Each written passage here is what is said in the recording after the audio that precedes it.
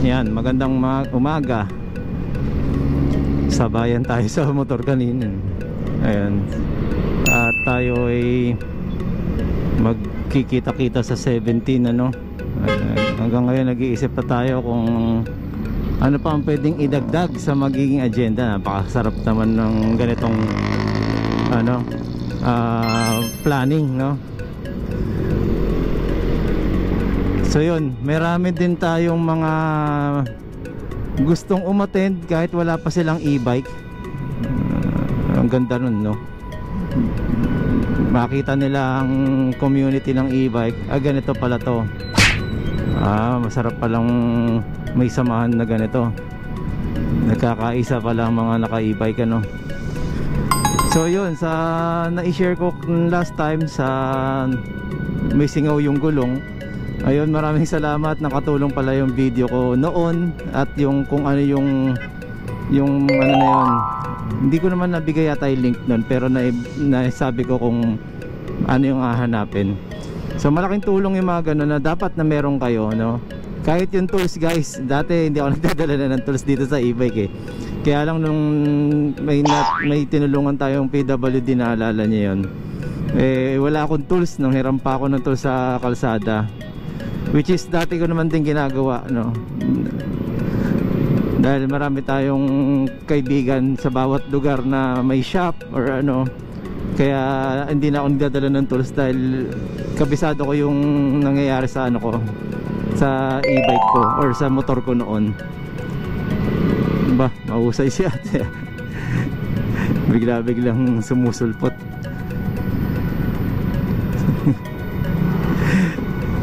Ewan ko, nakita sa video yun, ha.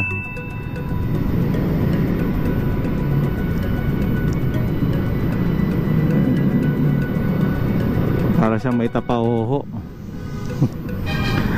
Ayun,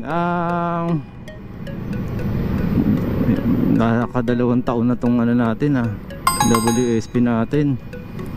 So yun, ayaw nga pala guys, naalala ko tuloy si Boss Eric, si Ibiyahe. Ayun, na-review niya yung NXT. Naabangan natin yung kung ano magiging hatol niya, no? Kung ito ba ay mapapabili ba siya ng isa pang unit, or papalitan niya yung WSP niya ng ganong unit, or magdadagdag siya talaga ng unit, ano? Kasi si Ibiyahe, napakasarap ng mga ginagawa niya, yung pag-ride, no? Kaya mapapaisip ka yung trust mo na kaya ng e-bike mo. Yan, so shoutout pala sa Ibiyahe Moto or kay Eric Gabon. Ayan. Kami po ay suportahan lang dito po sa aming community, no? Kay Boss Mike din pala, Easy Mike ba? Tama ba? Sorry, Boss Mike. Ayan, Easy Mike. So yun, kay Boss Easy Mike naman, wais ano to, wais na do it yourself, no, na ginagawa niya sa e-bike, no, sa WSP. Nagmo-moist yung ating helmet. So yun, ang nanonood si Kuya, oh. Tinan niyo ang reaction niya pag ano, ayan yung mga nakaraan. Napapansin ko laging nakasubaybay sa cellphone habang nagmomotor. Pagka yung sinusundan namin angkas ba yun o Grab, biglang uminto dahil sumilip sa cellphone dahil kung naliligaw na siya o hindi. Pagka ganun guys, itabi nyo muna ng konti, check nyo muna, tapos larga, tapos pagka inalanganin kayo, into ulit, check nyo. Hindi yung habang umaandar kayo ongoing. Hindi po ganun kabilis yung multitasking ninyo Kaya lang, sa totoo lang, kahit mabilis po kayo sa multitasking, isang lingat nyo lang po yan, segundo lang guys. Kaya ingat-ingat lang din po kayo sa multitasking ninyo. So yun, kasi ang pagmumotor, kailangan talaga malawak ang isipan mo Dapat advance mo yung nakikita mo dun sa hindi ka aabot. Ano pala to, pagka nag-forward ako, maharangan ko to, hindi makaka-forward yung nasa likod. Mga ganun dapat kailangan marunong ka magbigay. So yun, ito pala yung NMAX na bago. Ayan, gaya niyan, stop na. Dahil nakatutok ako, tinitingnan ko yung NMAX. Ayun, nakita ko lang napahinto si kuya. Kawasaki pala to.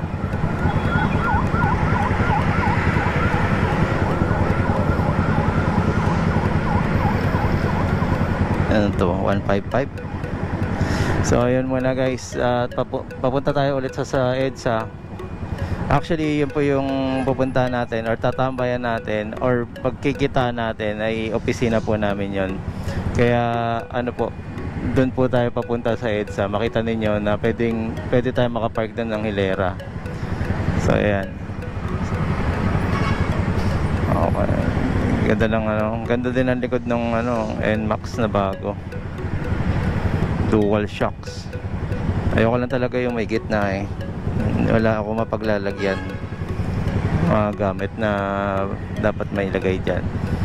Kaya naman doon, kaya lang papatungan mo, di gagasgas din. Ayun, so ito muna guys at matagal yung oras ng stoplight, no? Yeah. And let's go na ulit. So kinat ko lang para hindi kayo masyadong maghintay na matagal. 160. Laki ng katawan, no? Laking tao. Pero di mo sure. Napapanood nyo yun guys. Nakakatawa yung dalawang yun.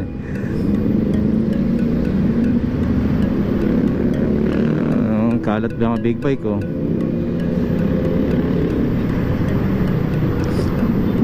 Ayan, Vertis North guys. Minsan tayo, magsaset tayo guys dun sa sanggupsalan na tinuturo ni Boss RB, no?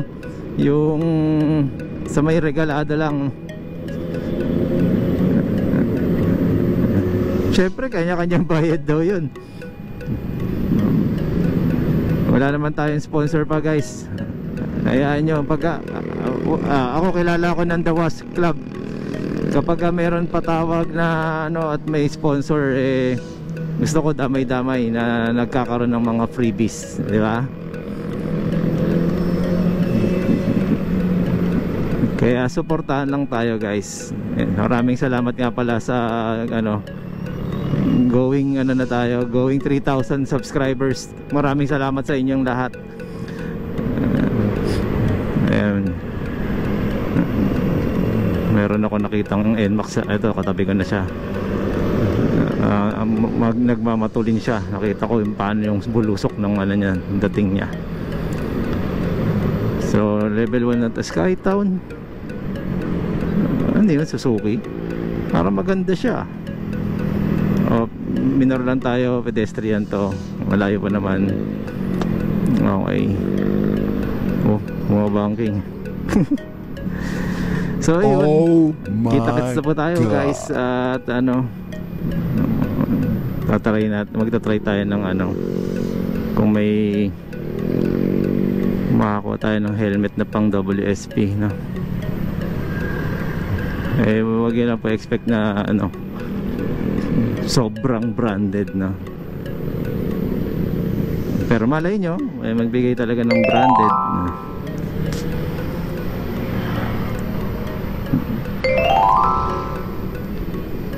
Actually lahat naman po branded yan, kaya lang syempre diba, iba-iba talaga yung quality, presyo. Ayun, eto guys, pa EDSA na tayo. Sa mga meron akong ka-meeting kahapon, shoutout sa'yo, nakalimutan ko yung pangalan mo. Nakakasabay ko pala siya dito, pero hindi siya naka-e-bike, naka-motor siya. So yung nagpakilala ko na ako po ay si Marvin Chua, ayun, kinonfirm niya lang na ako nga. So sabi niya sa akin, nakakasabay kita sir na ayun, so dito itong hilera na to, kasi doon lang yung ka-meeting namin taga dyan sa Quezon Avenue lang din. Kaya ayun, tingnan tayo. Mainit na naman, mamaya ulan. Ayun, magbaon na po kayo ng kapote ninyo at mag-spray kayo. unahan ko to. Mag-spray na kayo ng ano ng WD-40 guys, paalala lang. Kasi ang WD-40 or mga lubricants na ano, pinapadulas niya kasi yung tubig, no? Para hindi siya magstay doon. Kaya nagkakaroon po ng error. Nagkakaroon po ng pagdidikit ng wirings kaya dahil sa tubig. Alam niyo naman po yan, science. Kaya yung WD-40, napakabisa po niya para sa ganyang tag-ulan. Bakit ko po nasabi? Dahil may marami tayong kaibigan nag-o-offroad. Nag-o-offroad sila guys. Pinaliliguan, umuubos ng lata yun sa makina para buhusan nila yung buong makina ng mga may electrical. Tapos ang gagawin nila doon, ilulubog nila sa tubig yun. Magko-cross sila ng mga ano, ng mga kalsada na may creek. So bato-bato. So off-road talaga, literal. Kaya yun yung ano, pampatibay din talaga ng mga wirings, no, ng mga connection. Saka pang ano din yun guys, pang linis din ng connection na may mga nag-uumido. Kasi katagalan po yan, wala naman pong problema kundi wala kayong WD-40. Subukan nyo po, makikita niya namumuti habang tumatagal. Kasi pag ginagamit natin na ginagamit, nagkakaroon din po ng ano, wear and tear na tinatawag, ano. So ayan, EDSA, ang tawag ito, EDSA Eton, kesa na, ayan, sa pagkakanan na yung signal na dito tayo sa kabila para maka dire-diretso ng daloy ng ano. So ayan, pakita ko po ulit sa inyo guys ang ating hihintuan. So MRT, ito yung nasa likod ko, yung kaninang matulin. Kita mo, nakita rin kami sa finals. Nandito rin siya. So mag-bike lane tayo dahil yung mga kotse, ilang yan dahil iniisip nila bawal dito. Pero naging maluwag na kasi, di ba? Dati kasi may contact, no contact apprehension eh. So ayan, ito na po ang EDSA na pupuntahan natin. Magkikita-kita tayo sa 17. Ayun. After lang po ng Scout Albano, nalubak pa. Scout Albano, makita niyo yung multi-line and then yung Cinderella. Dito tayo sa may Cinderella. Disney Princess kausap natin eh. Alright, dito na lang po. Maraming salamat. Guys, pakilala ko lang my nephew or Oiko, Masaki and Taichi. Marvin Chuan Motovlogいいねとチャンネル登録よろしくね。